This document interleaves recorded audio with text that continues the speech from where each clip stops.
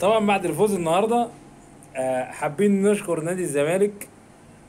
يعني عمل معانا واجب 10/10 صراحة، من ناحيتين. الأول، طلع علينا بيراميدز، وشكرا على الواجب ده صراحة.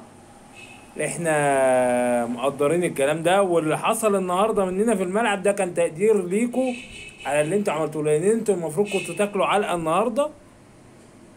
بس احنا عملنا يعني زي ما تقول ايه، تخفيض وواجب لجمهور وعشاق نادي الزمالك، لان 2-0 دي نتيجة هينة.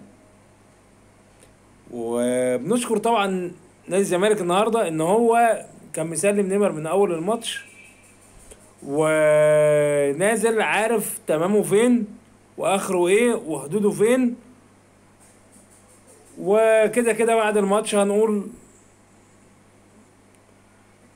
يعني ضربونا جامد واحنا شتمناهم.